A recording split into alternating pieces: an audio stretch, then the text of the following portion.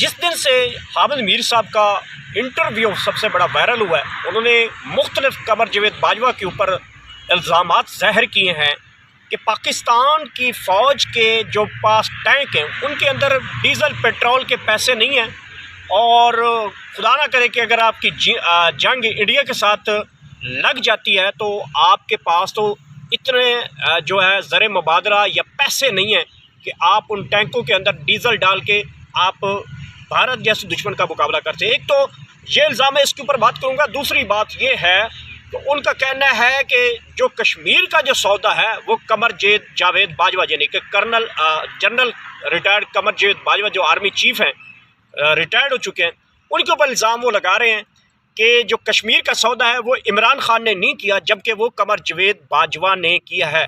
और जो टैंकों की बात है उसके बारे में वो कहते हैं कि 25-26 सहाफ़ी हैं जिनके सामने ये बात की गई है। तो इसके ऊपर मैं बात करूँगा। एक वो ताज़ा तरीन अपडेट ये है कि मुज़ाकरात जो टेबल पे होने थे वो नाकाम हो चुके हैं। पीपल्स पार्टी के लोगों ने कैमा कमेटी बनाई थी और कमेटी ने मुज़ाकरात की जो बात है वो मुस्लिम लीग नून और इसी के साथ साथ मौलाना फजल रहमान को बनाना था, और जिसकी क़यादत यूसुफ ज़रा गिलानी जो कि पीपल्स पार्टी के सीनियर रहनुमा वो कर रहे थे। ताज़ा तरीन अपडेट ये है कि वो मुज़ाकरात जो हैं वो चकनाचूर हो चुके हैं, नाकाम हो चुके हैं। तो बात करते हैं कमर जावेद बाजवा की। जनरल कमर जावेद बाजवा के ऊपर जैसे जैसे वक्त गुजरता जा रहा है उनके ऊपर इल्ज़ामात की बौछार होती जा रही है।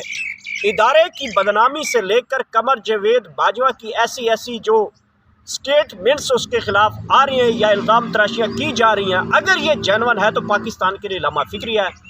हम बहसीयत कौम पाकिस्तान की जो है वो 80 से 85% बजट सिर्फ अपने दिफा के लिए मुख्तस करते हैं, और इसलिए करते हैं कि हमारे ये जो बॉर्डर हैं या जो हमारी इंटरनेशनल स्ट्रेटजिक 6th जनरेशन वार है या 5th जनरेशन वार है, और दिफा के लिए, पाक फ़िज़ाइया के लिए, बरी के लिए, बहरी के लिए हम जितनी उसके अंदर इन्वेस्टमेंट और बजट बना के रखते हैं, तो इसका मतलब है कि हमारे बजट में इतने पैसे होते नहीं हैं कि अगर आपके टैंक में डीज़ल डलवाने के भी पैसे नहीं हैं तो आप जंग नहीं जीत सकते। ये भी एक अहम चीज़ है कि आपके पास क्या वाकई इतने वसाइल नहीं हैं। ये बात तो अब इदारों को या तो ये किसी इंटरनेशनल एजेंडा के तहत बात करवाई गई है, क्योंकि आपको पता है कि हामिद मीर की मुख्तलिफ़ किस्म की उसके ऊपर इल्ज़ामात आते रहे हैं कि वो रा के एजेंट, कभी कौम उसको डिक्लेयर करती रही है, कभी एस्टेब्लिशमेंट खुद इसको रा का एजेंट कहती रही है। तो आखिरकार हामिद मीर साहब के पास ये बात कैसी, और ये दावा वो कह रहे हैं, दावा वो बहुत बड़ा कर रहे हैं। दावा ये कह रहे हैं कि मेरे साथ जो है 25-26 जो है वो जर्नलिस्ट इस बात के आईनी शाहिद हैं कि कमर जावेद बाजवा ने ये बात हमारे सामने की कि हमारे पास इतने पैसे नहीं हैं कि हम अपने टैंकों में डीज़ल डलवा के इंडिया के साथ जंग लड़ रहे हैं।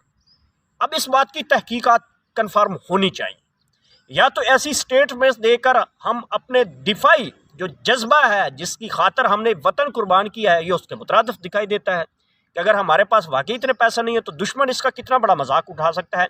तो हमारे जो इदारे हैं वो इस बात की तहकीकात करें और कौम के आगे रखें कि जो हम 85% बजट देते हैं वो कहाँ जाता है। फिर अगर वह आप अपने टैंक की जो है उसकी टैंकी में पेट्रोल डीज़ल नहीं डलवा सकते, तो हमारे ऊपर जो टैक्सेस पैसे दे दे कर जो कौम इतना अपना बेचारी इस गुर्बत की लकीर से नीचे 2 वक्त की रोटी नसीब नहीं होती, इसके बावजूद भी हम अपने टैक्सेस देते हैं, तो उन पैसों का फिर होता क्या है, वो पैसे जाते कहाँ पे हैं, इसके पीछे कौन है, ये चीज़ें क्लियर करें। और इस चीज़ की बिल्कुल तहकीकात होनी चाहिए कि अगर हामिद मीर साहब ने ये बात की है कि क्या इसके पीछे कोई बैरूनी कुव्वत का हाथ है, इस चीज़ को भी नोटिस करना है। दूसरी बड़ी बात यह है कि जनरल कमर जावेद बाजवा ने कश्मीर का सौदा किया है। अब ये भी हमारी इस्टेब्लिशमेंट के ऊपर बात है। अब इस्टेब्लिशमेंट जो है वो क्लियर क्यों नहीं करती। अब हामिद मीर कोई बहुत बड़ी एटम नहीं है, या वो कुलभूषण यादव नहीं है, या वो मैं कहता हूँ इंदिरा गांधी का बेटा नहीं है, वो पाकिस्तानी है और वो पाकिस्तान का जिंदाबाद का नारा भी लगाता है। अगर वाकई ये बातें तहकीकात में आती हैं फिर कमर जावेद बाजवा को कोर्ट कटहरे में खड़ा करना चाहिए, तहकीकात होनी चाहिए कि क्या कैसे किया सौदा, क्यों किया। कश्मीर तो हमारी शाह रग है, यही मैसेज कश्मीरियों के ऊपर कैसे गुजरा होगा? वो कश्मीरी जिनकी इज्जतें उनकी आंखों के सामने लुटती जा रही हैं, और कमर जावेद बाजवा ने अगर ये सौदा किया है तो तहकीकात होनी चाहिए। और अगर ये किसी के कहने के ऊपर, किसी बैरूनी कुव्वत के, किसी फॉरेन एजेंसी के कहने के ऊपर हामिद मीर ने ये किया तो फिर इसका कोर्ट मार्शल होना चाहिए। मेरी बात तो ये है। तीसरी बात वो बड़ी अहम है कि पाकिस्तान के अंदर जो मुज़ाकरात की बात चल रही थी वो करवा रही थी पीपल्स पार्टी, और मैंने कई दिनों से आपको बता रहा हूँ कि पीपल्स पार्टी मुज़ाकरात नहीं करवाएगी। वो बात आज अभी जो मैं रिकॉर्ड कर रहा हूँ तो उस वक्त ये साबित हो चुकी है कि पीपल्स पार्टी मुज़ाकरात चाहती ही नहीं है। वो नहीं चाहती कि शहबाज शरीफ नैली से बच जाए।